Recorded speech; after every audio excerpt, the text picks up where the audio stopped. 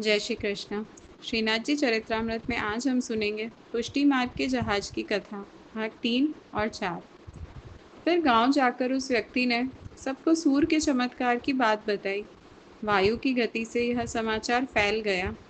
गांव के लोग अपने अपने दुख लेकर तालाब के किनारे दौड़े आए। सूर्य सबके मन की बात समझकर समाधान देने लगे। उनके वचनों का फल मिला और सबका भला हुआ। इस प्रकार उनकी महिमा इतनी बढ़ी कि लोगों ने सूर्य की पूजा आरंभ कर दी। लगातार भीड़ लगी रहने लगी। खाने पीने की वस्तुओं के ढेर लग गए। धीरे धीरे झोपड़ी की जगह पक्के और बड़े घर का निर्माण हो गया। असंख्य धन, विविध प्रकार के वस्त्र और वैभव बढ़ता गया। सूर्य स्वामी कहलाने लगे। कई लोगों ने उनकी कंठी धारण कर ली और सेवक बन गए। गायन और वादन के साधन एकत्र हो गए। भजन मंडली तैयार हो गई। चारों ओर उत्सव का माहौल छा गया। इस प्रकार पीपल के पेड़ के नीचे रहते हुए सूर स्वामी 18 वर्ष के हो गए। 18 वर्ष के सूर स्वामी को एक रात वैराग्य उत्पन्न हुआ। उन्होंने सोचा, मैं तो भगवान को पाने के लिए घर छोड़कर निकला था, लेकिन यहाँ आकर इस माया में कहाँ फंस गया। भगवान का यश बढ़ाने के स्थान पर मैं तो अपना ही यश बढ़ाया है। अब तो यहाँ रहना उचित नहीं है। सुबह होते ही यहाँ से निकल जाऊं। अगले दिन सुबह उन्होंने एक सेवक को भेजकर अपने माता पिता को बुलवाया और घर, धन, वैभव आदि सब कुछ उन्हें सौंप दिया। फिर केवल अपने पहने हुए वस्त्रों में बाहर निकल पड़े।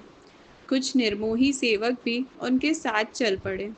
चलते चलते जब मथुरा पहुंचे, वहां उन्होंने विश्राम घाट पर ठहराव किया, परंतु सूर स्वामी को यह स्थान रहने योग्य नहीं लगा।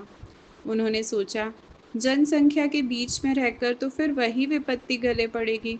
चौबों का महात्म्य घटेगा और प्रभु के यश की जगह फिर मेरा ही यश बढ़ेगा। यह सोचकर वे वहां से आगे बढ़ गए।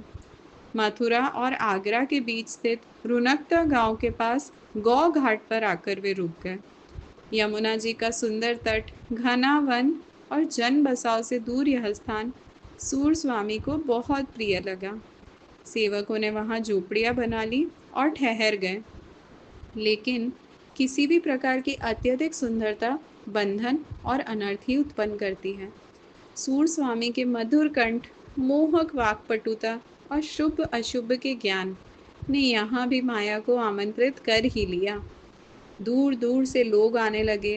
कोई उनसे संगीत सीखना चाहता था, कोई भविष्य जानना चाहता था, कोई अपने दुखों का निवारण चाहता था, तो कोई प्रभु को पाना चाहता था। जंगल में ही मंगल का वातावरण बन गया। लोगों के मन में यह गौ घाट एक तीर्थ स्थल बन गया। यहाँ भी अनेक लोग सूर स्वामी के सेवक बन गए। जगत में सूर स्वामी की कीर्ति गूंज उठी। जय श्री कृष्ण।